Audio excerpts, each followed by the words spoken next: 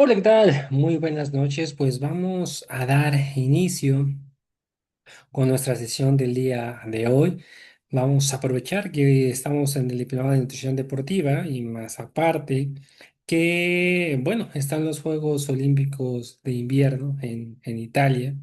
Que diga así, en Italia, en Milano Cortina. Entonces, pues creo que es un buen momento, ¿no? Para poder platicar acerca de este tema tan interesante. Ujú. Así que el tema central, pues va a ser manejo nutricional en Juegos Olímpicos de Invierno. Y vamos a analizar ese manejo nutricional desde un contexto fisiológico muy particular, donde confluyen tres variables críticas. La parte del frío extremo, la altitud y la alta demanda metabólica.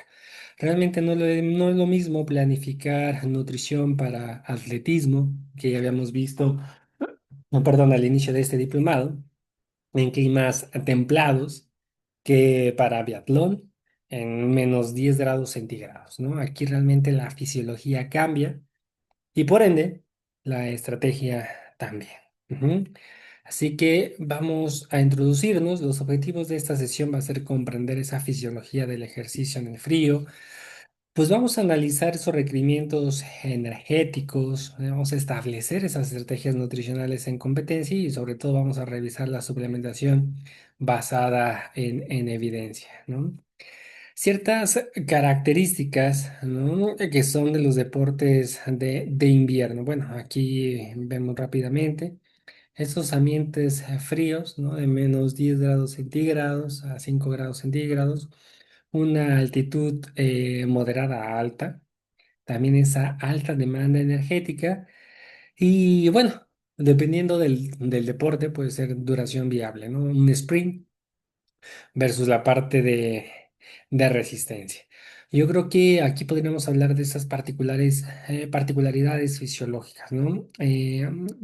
En ambientes fríos ocurre pues ese aumento de la termogénesis, esa vasoconstricción periférica, va a haber mayor oxidación de sustratos energéticos y también un incremento del gasto energético basal, ¿no? Además, muchos deportes de invierno se realizan en altitud, lo que implica esa hipoxia relativa, ese aumento de eritropoyesis, una mayor utilización de carbohidratos. O sea, realmente el frío pues no solamente va a oxidar más calorías, sino va a modificar la preferencia metabólica, algo que ya habíamos, perdón, platicado acerca de la flexibilidad metabólica, ¿no? Aquí el glucógeno, pues se puede volver crítico, ¿no? El frío puede suprimir esa sensación de sed y puede, pues, aumentar ese riesgo de deshidratación, ¿no? Eso es lo que podemos ver en esta fisiología del ejercicio en el frío. Por eso, basados en estos puntos, vamos a tratar de hacer la planificación dietética, ¿no? Vamos a ver esas estrategias de hidratación por ese riesgo de deshidratación oculta por el frío. Habíamos comentado esa supresión de la sensación de sed, ¿no? Vamos a ver el consumo de carbohidratos y principalmente para llenar ese glucógeno, ¿no? Muscular principalmente. Y algo que habíamos comentado, ¿no? No solamente la parte del consumo calórico excesivo de Michael Phelps, ¿no? Que ya en su momento hablábamos en sus últimos y penúltimos Juegos Olímpicos, de esos levantadores de poder, sino aquí en estos Juegos Olímpicos de invierno, ¿no? Realmente por esos tres pilares que habíamos comentado, esas variables, ¿no? Frío extremo, altitud y alta demanda metabólica, pues obviamente el gasto energético se eleva de manera muy constante, ¿no? En cuanto al impacto de estas tres variables, en la primera, la altitud, pues va a haber una reducción del VO2 max, del volumen máximo de oxígeno. Por ende, va a haber una mayor dependencia de los carbohidratos, va a incrementar el estrés oxidativo. Si ya de por sí en algunos deportes intermitentes hay una elevación, aquí por la altitud se va a elevar todavía más, ¿no? Y entonces vamos a ver esa necesidad del consumo de hierro de manera pues adecuada, ¿no? Podemos hacer esos ajustes inclusive en cuanto a la planificación nutricional o apoyarnos también, ¿por qué no?, de la suplementación en estos casos que realmente es de suma importancia, ¿no? Antes de entrar a los requerimientos, me gustaría que habláramos un poquito de la clasificación de estos deportes, ¿no? Cómo dividirlos para que a lo mejor podamos ver cómo vamos a montar estas estrategias nutricionales, ¿no? Tenemos de igual manera los de resistencia, como es el biatlón, el esquí de fondo. Tendríamos a los de fuerza potencia, como patinaje de velocidad, el hockey. Y también algunos clasificados como técnico-artísticos, en este caso el patinaje artístico. Y realmente cada grupo tiene un perfil metabólico distinto, ¿no? A resistencia, pues alta dependencia de los carbohidratos, fuerza potencia, seguimos con ese sistema de ATPC, ATP-PC y glucólisis, y la parte técnico-artístico, pues muy importante la combustión corporal y esa potencia relativa, ¿no? Y bueno, me gustaría pues hacerles una pregunta rápidamente, ¿no? ¿Qué sistema energético creen que predomina en el hockey sobre hielo? A ver si me pueden escribir ahí los que estamos conectados, ya hablando de esto. ¿Qué sistema energético creen que predomine en el hockey sobre hielo?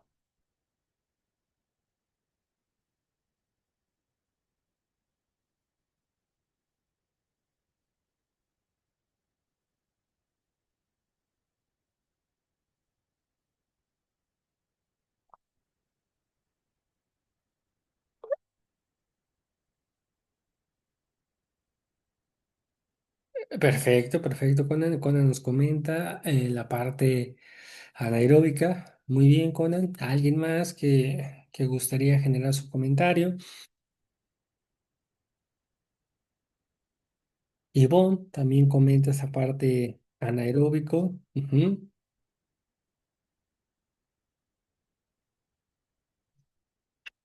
Y vamos a ver. Y creo, perfecto. Muy bien, Conan, muy bien, Ivonne.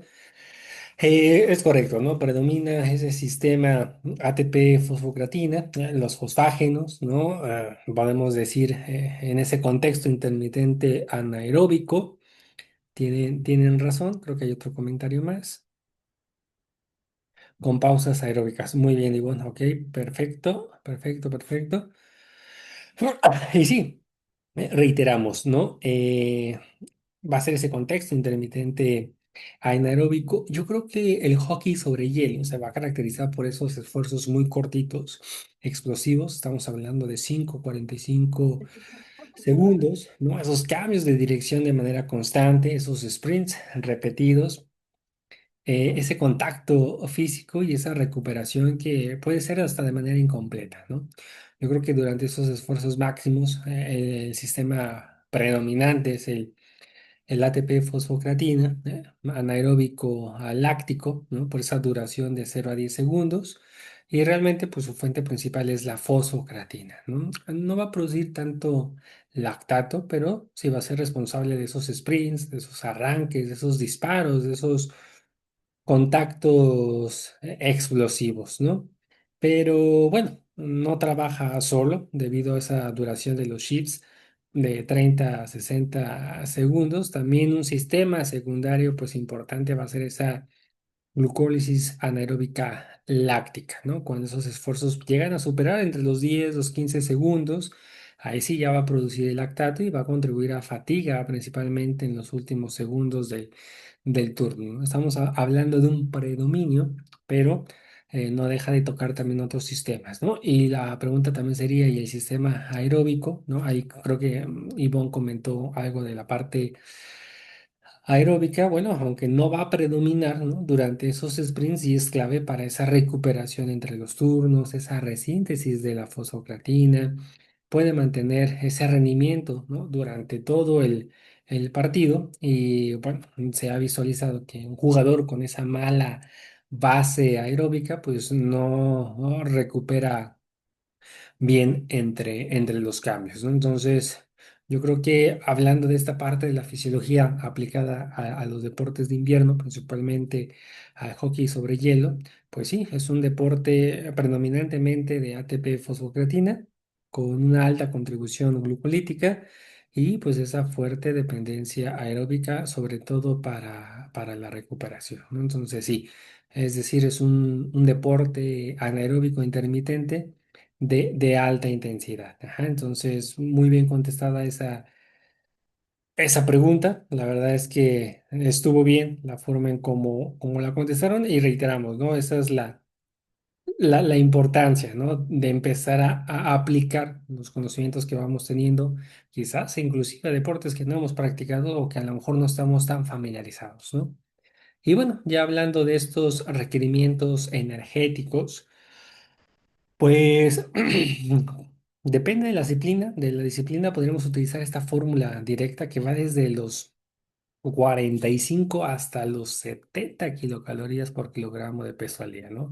Ya habíamos visto esos tres puntos principales del por qué se necesita esa energía en estos deportes de resistencia de invierno. A lo mejor ya en los intermitentes podemos oscilar entre los 40 y los 60 y pues tratar de mantener ese balance energético positivo, ¿no? Puede haber déficits energéticos, ¿no? De manera frecuente en esos deportes de invierno. Puede haber ese riesgo, ¿no? De los REDs. Y sabemos que en climas fríos, pues el atleta puede subestimar su gasto energético, ¿no? Y esto puede afectar la recuperación, el sistema inmune, la masa muscular, la función hormonal, ¿no? Por eso la energía insuficiente pues va a ser igual a un peor rendimiento y sobre todo a un mayor riesgo de lesiones, ¿no?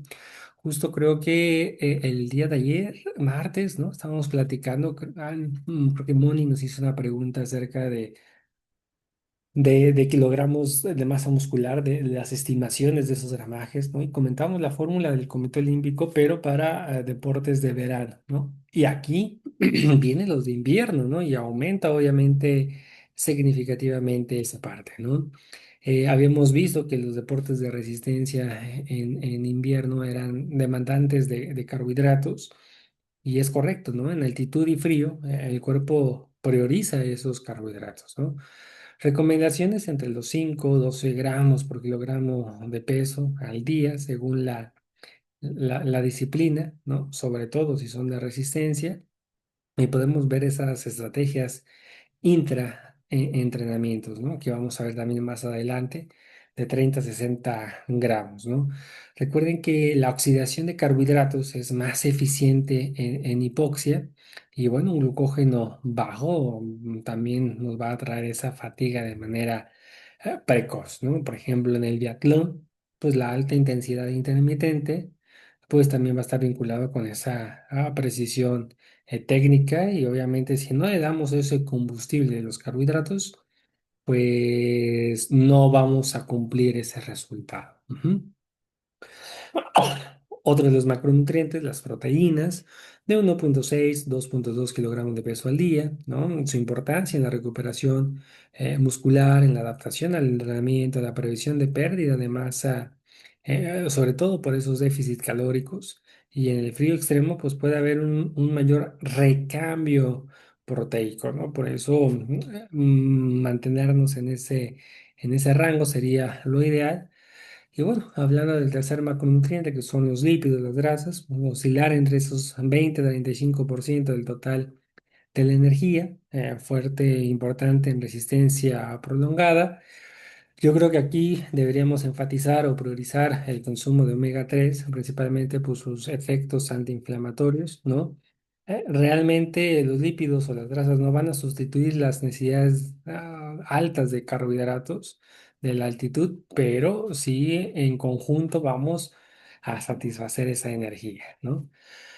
Y algo que habíamos comentado, la hidratación, ¿no? En el frío. Bueno, uno de los mayores errores es creer que no se pierde el líquido en un clima frío, ¿no?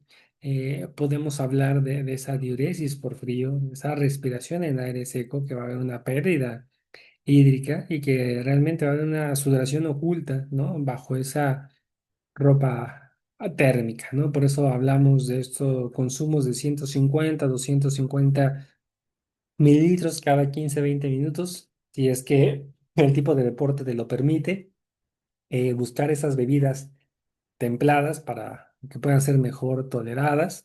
Y la hidratación antes, un 500 mililitros sería bastante idóneo.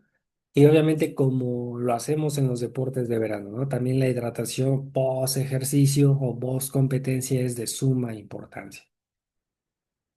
Pero si se dan cuenta, bueno, aquí sí, sí está algo interesante, ¿no? El que a veces no contemplemos los carbohidratos, la energía y la hidratación en estos deportes de frío. Ujú. Esas estrategias, precompetencia, lo que habíamos comentado, comidas de 3 a 4 horas antes, alimentos familiares, evitar el exceso de fibra, de grasa principalmente. Vamos a tratar de disminuir, obviamente ya contabilizando ese aporte que habíamos comentado, durante de 30 a 60 gramos por, por hora de carbohidratos con esas bebidas templadas y ese plan pues individualizado, ¿no? Estamos hablando de esas cargas de hidratos de carbono que por el frío, por el clima, van a ser indispensables.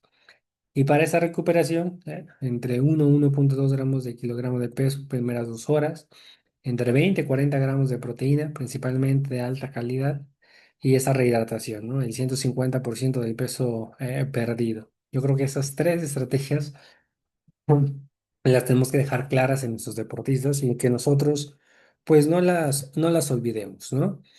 Y así como hablamos el día de ayer de la suplementación por el IAS, ¿no? Por el Instituto Australiano del Deporte, la categoría de grupo A, tocamos cafeína, tocamos creatina, tocamos beta-alanina. En este caso, pues va a seguir dándonos ese respaldo científico y nos va a generar lo mismo, ¿no? Me refiero a la creatina, esa potencia, ese sprint repetido, la beta-alanina para esos buffer de acidosis, ¿no? La cafeína, ese rendimiento cognitivo y sobre todo físico. Y habíamos visto también, ¿no? Agregarlo aquí el hierro, esa clave en la altitud, pero yo creo que aquí también, pues la vitamina D, ¿no? Que es comúnmente baja en invierno. Yo creo que aquí deberíamos hacer tanto una cuantificación a nivel bioquímico como una suplementación, ¿no? Como en cualquier otro deporte, esa suplementación debe ser individualizada. Debemos generar esa evaluación previa, si se puede a través de bioquímicos, qué padre.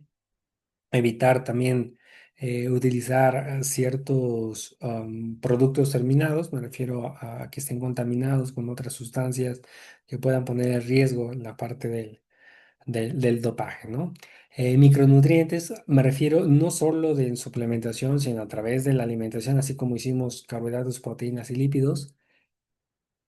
Hierro, vitamina D, magnesio, antioxidantes naturales, ¿no? Lo que nos incluye en nuestra alimentación cotidiana, pero dejando en claro la importancia de estos tres suplementos, ¿no? Antes de ir concluyendo, pues yo creo que un esquiador, por ejemplo, de fondo, ¿no? De 70 kilogramos en altitud, pues a ver, vamos a hacer este ejercicio. ¿Qué les parece? Vamos a hacer este ejercicio. Vamos a ponerlo aquí. Vamos a tener a un esquiador de fondo. Ya saben que el paciente promedio en los casos clínicos siempre es de 70 kilogramos, ¿no? No sé por qué, pero también lo repito yo. Altitud. Ajá. Aquí tenemos a nuestra atleta. Les voy a hacer unas preguntitas rápidas. ¿Cuántos gramos de carbohidratos creen que necesite? Ajá, necesita, ¿ok? Ahora, de acuerdo a esto que hemos visto, uy, ¿qué suplementación consideraría?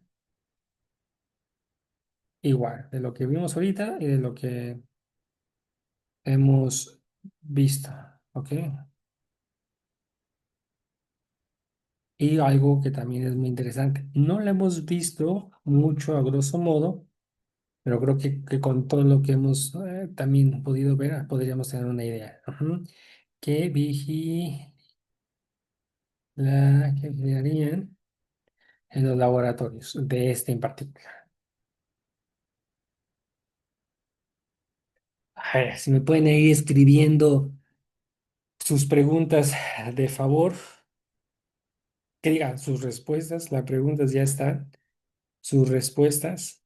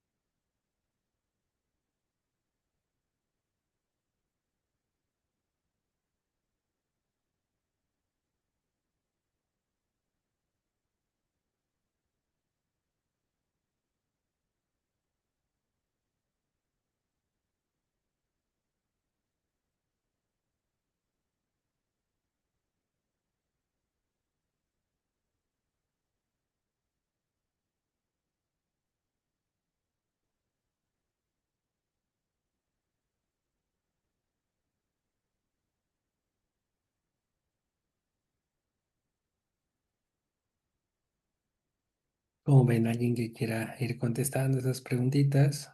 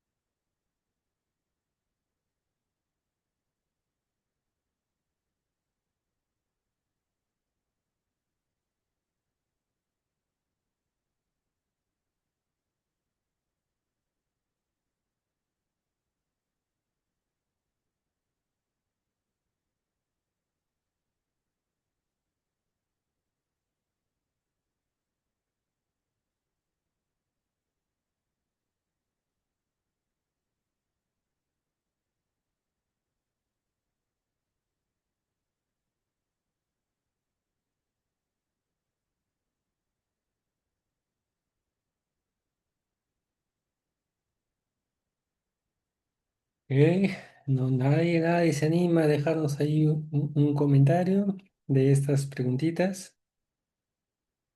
Perfecto, Conan dice él entre los 60 y 65 de carbohidratos, bien. Entre las 3.500 y las 5.000 calorías, muy bien. Y pues puede quemar entre 300 a 900 kilocalorías.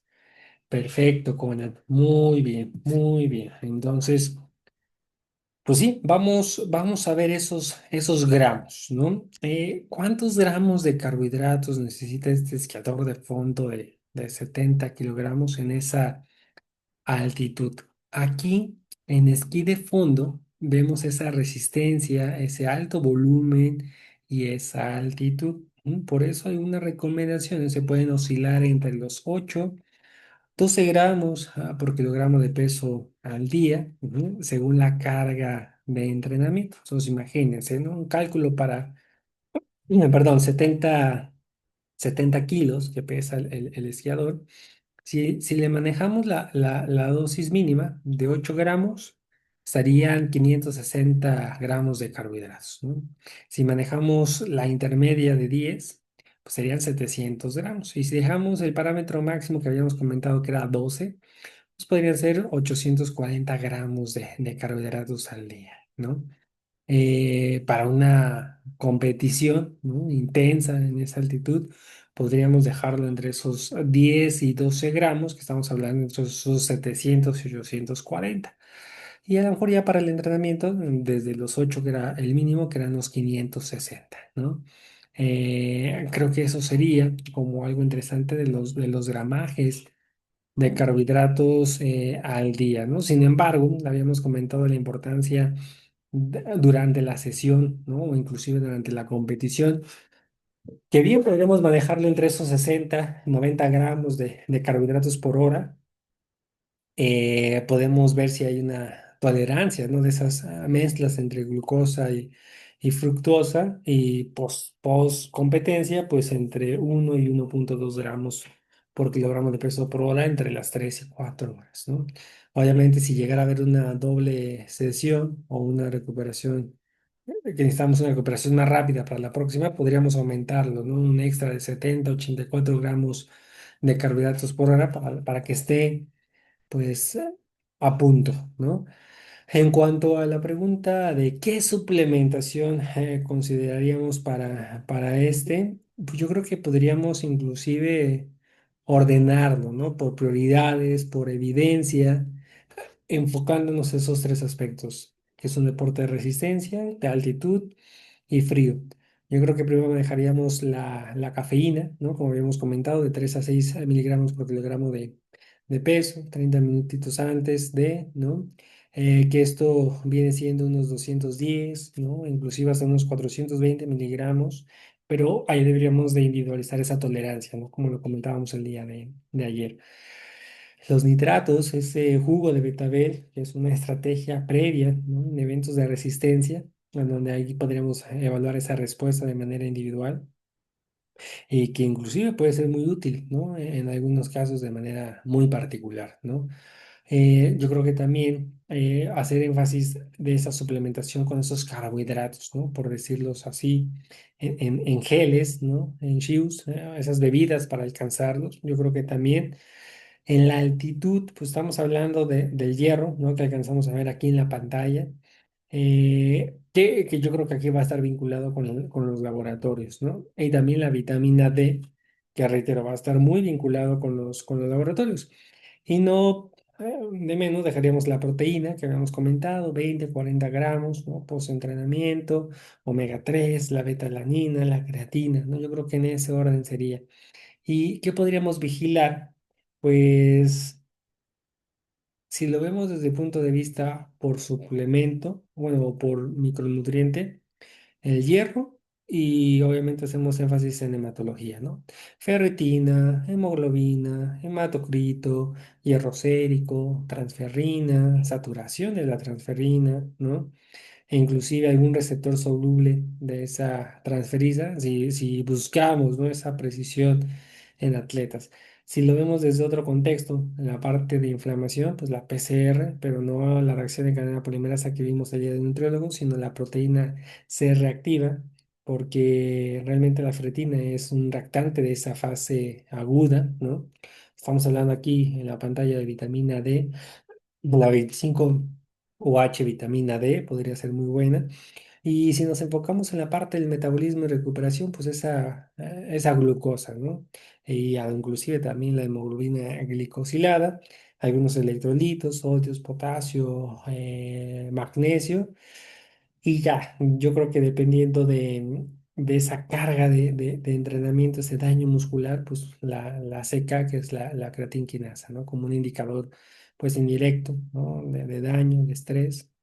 Y creo que serían los laboratorios considerables, ¿no? Yo, para un esquiador de fondo de 70 kilogramos, con esta altitud, yo me muevo, reitero, entre esos 700, 840 gramos de carbohidratos al día, y con esta estrategia, ¿no? de cafeína como suplementación, esas estrategias de cargas de carbohidratos, y ya en los laboratorios, pues especialmente en ese perfil de hierro, ¿no? Ferritina, saturación y obviamente vitamina D, ¿no? Por esa parte de altitud, y también de invierno, que puede, pues, comprometer el rendimiento y la recuperación. Ujú. Entonces, ese sería como el manejo, ¿no? Aquí, Eduardo, hay fórmula para saber cuántas kilocalorías quema una persona deportista y no deportista. Bueno, sí hay fórmulas para estimarlas, Lalo.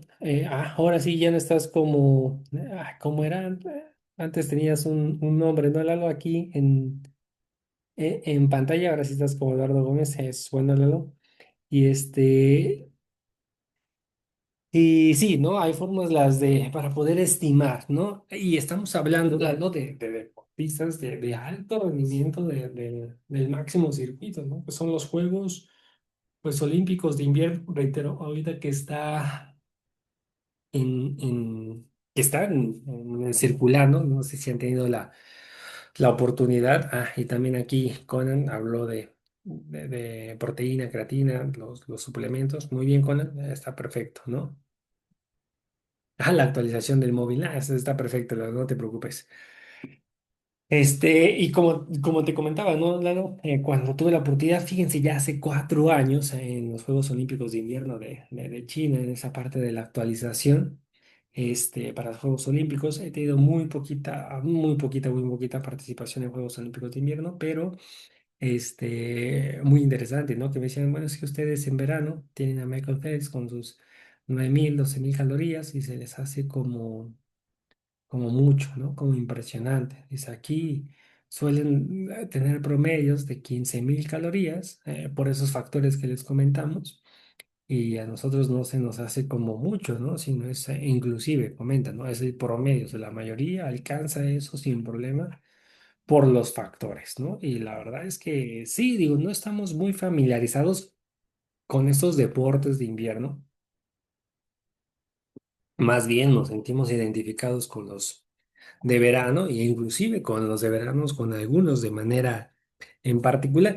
Y por eso, antes de cerrar o aprovechando estas conclusiones, y puse aquí a este atleta mexicano con representando en los Juegos Olímpicos de invierno, porque México, pues, no es tradicionalmente considerado una potencia en esos deportes de invierno. Bueno, también seamos honestos, ¿no? Tampoco en los de verano, pero sí quiero que veamos en esa parte de como país, ¿no? ¿Qué pasa? Digo, bueno, aquí a lo mejor tenemos a Lau, tenemos a Ale, están en Estados Unidos, tenemos también a Mont, que está allá en Inglaterra, ¿no? A lo mejor esos países tienen más participación en Juegos Olímpicos, tienen mejor posicionamiento que inclusive nosotros. Digo, creo que los miembros de la IFCN solamente son de estos tres países, ¿no? ¿No? Inglaterra, Estados Unidos y México, ¿no? ¿Por qué? Bueno, pues nuestro clima, ¿no? La geografía, esta estructura deportiva, pues no han estado más orientados históricamente a esas disciplinas de verano, ¿no? Que digo, también me gustaría que tuviéramos mejores resultados, ¿no? Bueno, sin embargo, eso no significa que México pueda estar ausente, ¿no? Del escenario olímpico de invierno, y mucho menos pues que tenga esa potencia quizás de crecimiento, ¿no? Donovan Carrillo, patinaje artística, quizás a lo mejor de los más renombrados, ¿no? En la actualidad. Pero realmente México ha participado pues en múltiples ediciones de estos Juegos Olímpicos de invierno, principalmente yo creo que desde finales del siglo XX, y esa representación mexicana pues sí ha sido limitada en números, pero yo creo que ha sido constante en esa intención, ¿no? Yo creo que las disciplinas en donde se ha participado como país ha sido en esquí alpino, en esquí de fondo, en el snowboarding, en esquí estilo libre y bueno, en el patinaje artístico, ¿no? Sin embargo, pues en la mayoría de los casos los atletas han sido competidores pues que entrenan en el extranjero, ¿no? Lo entendemos por muchas circunstancias. Y muchas veces también con esa doble nacionalidad o esa formación principalmente en países con tradición invernal, ¿no? No estoy diciendo que ahorita nos vamos a enfocar y darle un giro y dedicarnos a los Juegos Olímpicos de invierno cuando ni siquiera pues hemos podido pasar en los Juegos Olímpicos de verano al top de los primeros 10, ¿no? Pero digo, ahorita que vemos en pantalla a los Juegos Olímpicos de invierno allá en Milano Cortina, en Italia, pues se nos viene a la mente todo lo que podemos hacer, ¿no? Yo creo que con una estrategia adecuada, México puede tener una representación un poquito más competitiva, más real, ¿no? Sí, México pues no tiene una infraestructura natural masiva para esos deportes, ¿no? Como el esquí alpino o como el biatlón, pero yo creo que sí podemos desarrollar esa representación en disciplinas donde pues se tengan tres puntos, ¿no? Yo creo que uno sería el componente técnico, que sea más determinante, sobre todo que inclusive la infraestructura local, que también pueda existir esa posibilidad de entrenar en el extranjero y que el talento pueda desarrollarse sobre todo en programas específicos, ¿no? Yo creo que hay deportes todavía con mayor posibilidad real, ¿no? Hablando, no soñando, ¿no? Sino siendo realistas para México, como el patinaje artístico, ¿no? Es probablemente, yo creo que el deporte con mayor viabilidad. Puede requerir una infraestructura específica, pero yo creo que puede desarrollarse en esas pistas artificiales dentro del país, ¿no? Además de que, reiteramos, México ya ha tenido esa participación previa, Donovan lo ha hecho muy bien y que realmente existe esa cultura de patinaje artístico en ciudades grandes, ¿no? Entonces yo creo que ahí podría ser uno de los deportes en donde nosotros podríamos tener buenos resultados, ¿no?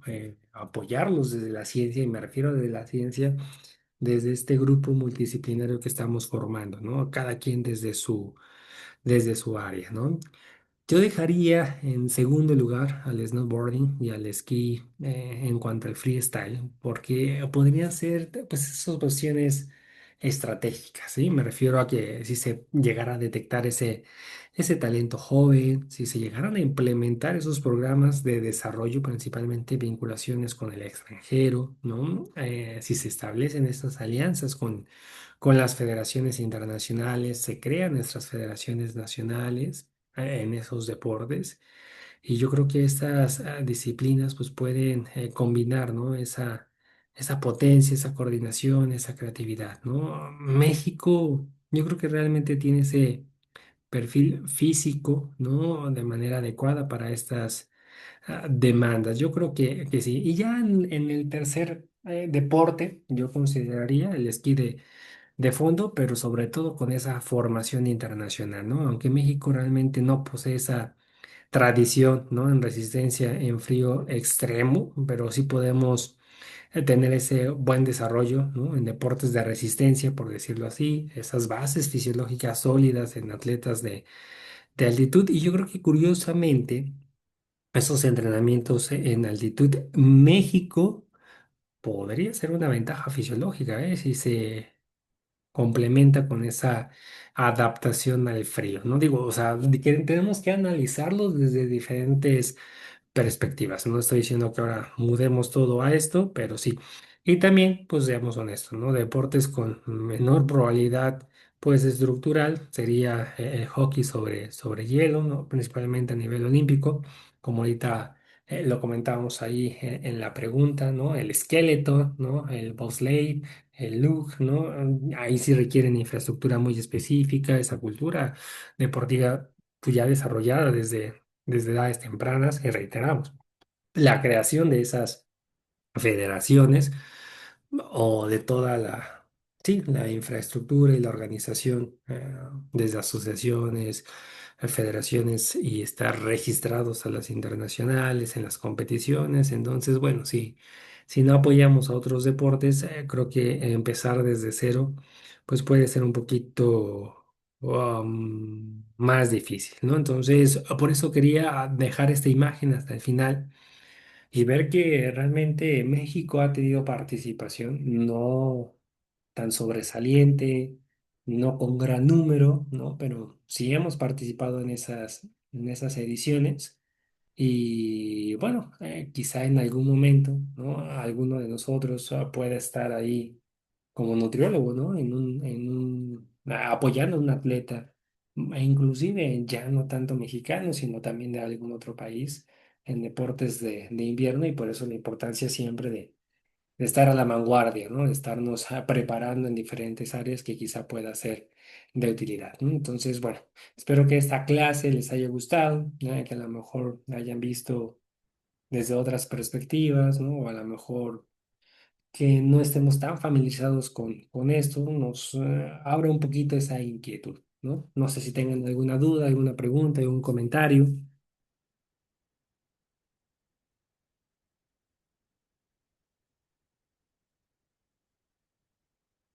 Muchísimas gracias, Conan.